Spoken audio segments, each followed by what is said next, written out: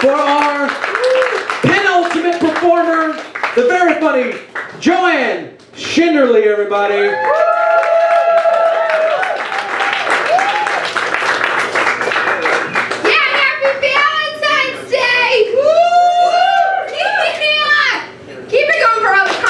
This evening, busting their heart out for you. And I brought a plus for you guys. You can be having sex right now, but you're not. You're here. That's amazing. My name is JoAnn, and when I was given this text of talking about love, I was like, well, shit, I can't talk about one thing. I'm gonna be selfish and do a timeline of things.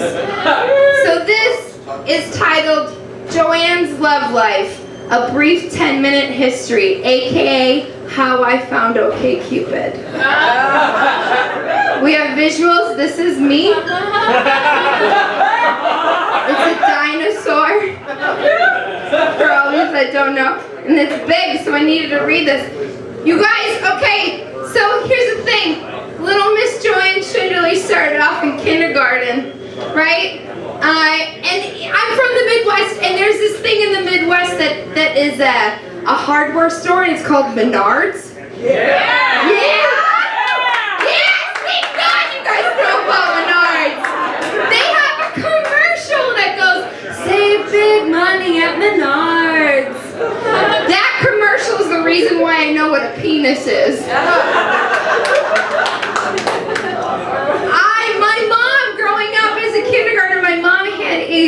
She did daycare for a time being, and there was like a mini daycare thing going on, and that commercial was at his heyday, and this little kid, one day I was sitting there playing piano, practicing my piano. This little daycare kid came up to me and just goes, hey JoAnn, I got a song for you. Save big money at Menards. And pointed to his little kid penis. And I was like, ugh! And then I made my mom not watch him anymore, and also not make me ever take piano ever again. So that worked out both ways. I gotta move this one more thing. This isn't, I didn't plan for this. Oh, fuck! You guys, I bought this at Rite Aid. Okay, moving on to my first grade. I encountered my first peeping Tom, peeping Adam as I like to call him. First grade is when I first learned what the term pervert was. My classmate started telling all the kids at our school that he would watch me undress at night in my bedroom. Which is fucking weird for a first grader to say. So like he causing me to like only change clothes in my bathroom throughout the entire adolescence of my being, and also really making a safe space for me to dance to Beyonce to this day. Thank you, Adam. Second grade? Are your keys okay, sir? Thank you. Okay. This is hard for me. I'm with you too. Don't drink and drive. It's late. Okay, great. No, I love you guys. You're great. Drink. Yeah, cheers! Cheers for this couple. Cheers for love. Cheers for couples. Fucking love you guys. Thank you. Moving on. JoAnn Schinderle, second grade. I like to call this story the bubbler pincher.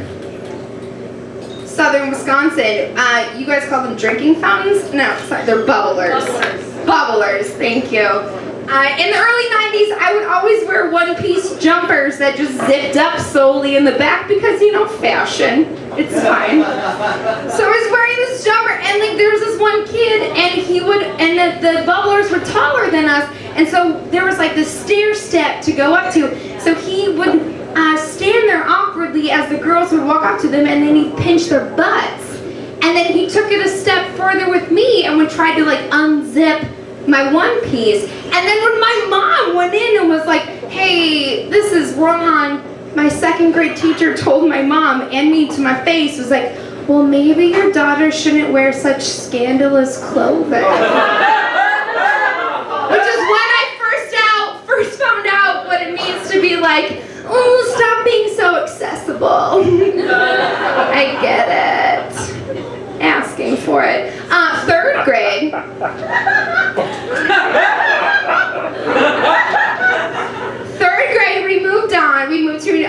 around a lot as a kid. 3rd grade, we moved out. It was my first year at a Catholic school, and ironically, hey, shut up! You didn't let me finish it yet.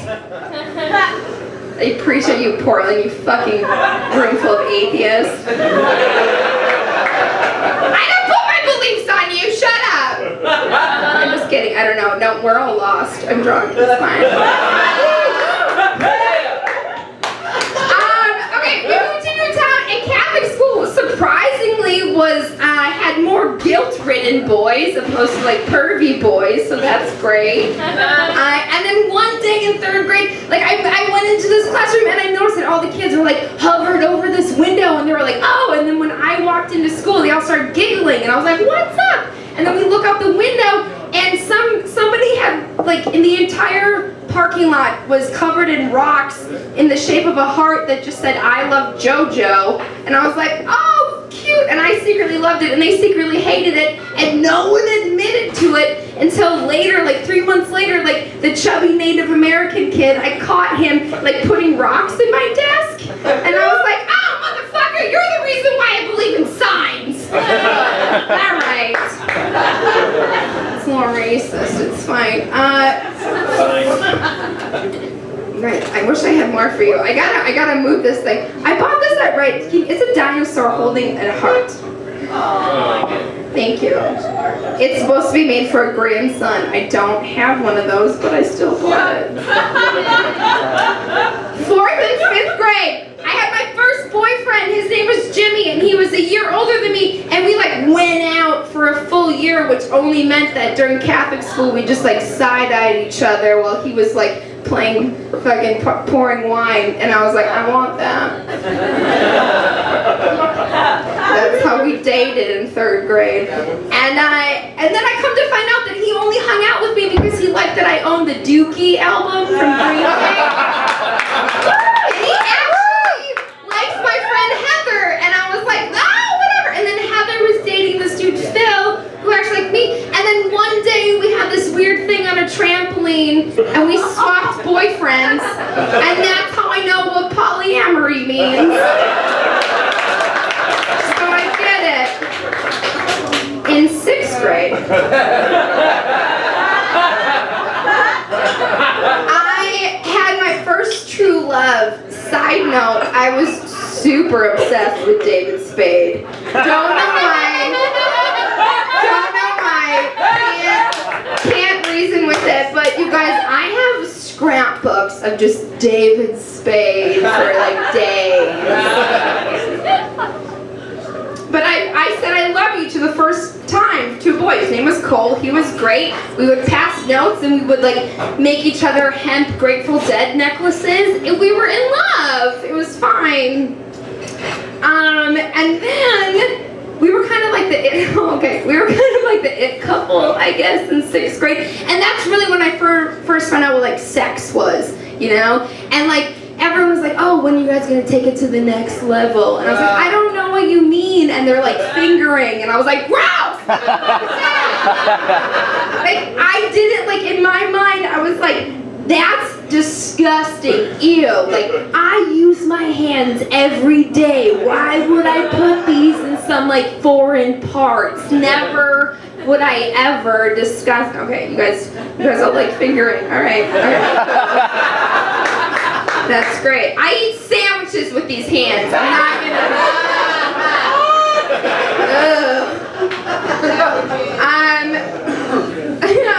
Oh, you're in for a treat. Okay, so 7th grade, still dating Cole, still not fingering each other. But I was moving, and I went to a new school, and this, Cole had a going away party for me. It was like a pool party, hot tub thing, right? And that's when I encountered my first penis. Okay, you guys on board? Nodding, yes. So I was sitting there, it was a hot tub party. There was like 12, 15-year-olds in like, or 6, whatever, in a hot tub. And I was sitting there, and this dude who was older than me like grabbed my hand, which I thought was going to be like an innocent under the water hand-holding expedition. Turned out, he grabbed my hand, put it down his swim trunks, and like placed it on his little kid dick. And I was like, didn't know what to do. And then I blacked out. And then he grabbed my hand and like cupped it around his little kid penis. And I was like, I still don't know what to do. And then he grabbed my wrist and started like moving up and down. And I was like, this isn't okay with me. And then thank God my 7th grade boyfriend ran out and was like, hey JoAnn, do you want to go swimming off the diving board? And I was like, literally, yup, let's go. Ran over and come to find out that pervert kid went to jail for sexual harassment. So you're welcome. You're welcome for that one. All right, gross. Guys, we're getting real. I'm not done yet. 8th grade, new town, right? Boyfriends, new town. The dude that I'm from Wisconsin, the dude that I was dating in 8th grade actually looked exactly like Aaron Rodgers. Which, if you don't know who that is, that's the Green Bay Packers quarterback. Just had to make that plug. It's fine. He wore a black Limp Bizkit shirt every day of the week, and he had like this weird skin disease on his thumb, which was perfect for me because I hated fingering anyway. So like that was fun. Moving on to 9th grade. I was with the same boy all 4 years of high school. His name was Jared, but his nickname was G-Rad because admittedly his mother said that the nurse misspelled his name and she just didn't care that much. He was a nice kid. We dated and he always had severe nosebleeds, which I thought was due to allergies, but it was actually due to a bad cocaine habit that I had no idea about. That's fine. He always bought me Beanie Baby teddy bears, you guys. We were in love. I lost my V card to him, and not to sound like a lady, but it was on 4th of July and it was doggy style, so that's great. That's great. We had lots of that stupid kid scary sex that was happening because we were 15 and in love in Wisconsin. And so here's the list of the things that we would use opposed to condoms as 15-year-olds. Yes. Saran wrap. Ziploc bags with rubber bands. An Afghan that my grandmother crocheted. Shirts. My skirt. Socks. One time my swim cap. I said skin cap. That sounds disgusting. Essentially the same thing. Also an empty bag of Big League Chew, which I'm not proud of. I'm not proud of it. I'm not proud of it. You guys, we were in love. I have so much more, but I got this how do I end? What do I do?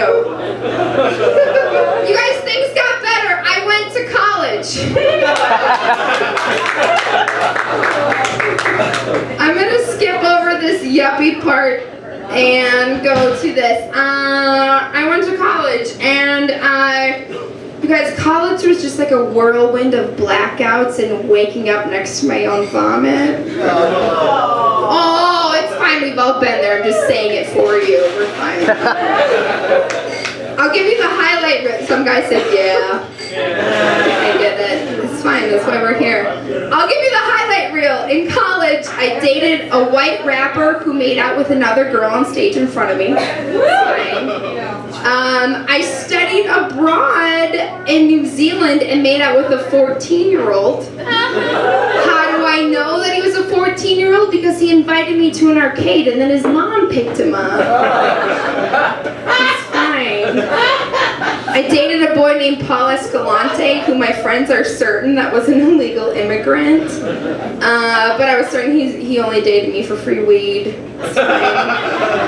I made out with a stranger for the first time at a bar, and I didn't remember what he looked like, so we met up for coffee the next day. And when we met up, I noticed that he had none of his teeth, which made it real easy for the time. Okay. I also had sex for a slice of pizza once. I know.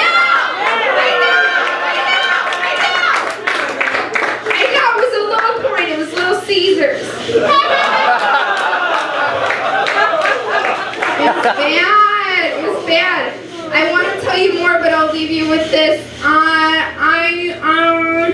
You guys, so this is, okay, this dragon is not, where are we, here? Yeah. Portland! I put Portland on the map. Okay, we're here. Now I live here, you guys, after all of this. Man, I should do a thing. Okay, you guys, present day Portland. Oh, I really want to, I don't have to, I'm running out of time. Okay. Let's go. Thank you.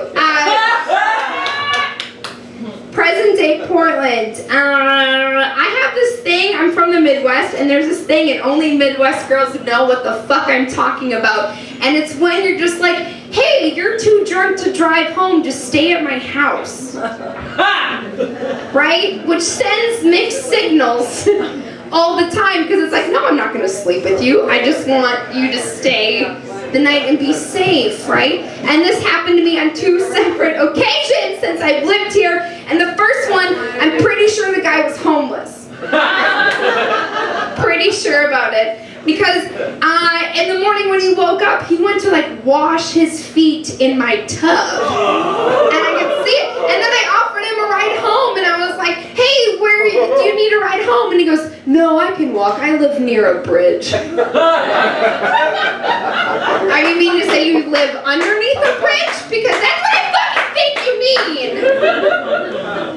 The second one, I just accused him of stealing my narcolepsy pills, and that was an awkward conversation.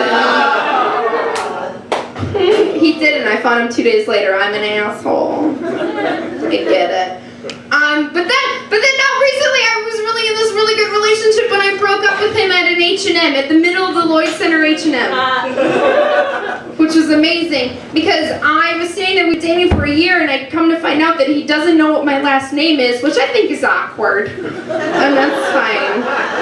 But we're standing talking, and he was like, JoAnn, I gotta tell you, I just want you to know, you don't look good in blouses. Stop buying them. And I was like, are you kidding? Whoa, are you kidding me? And he goes, yeah, I'm sorry, you just don't look that good in them. And I was like, oh, I'm sorry. Does this blouse make your dick look small? I'm out!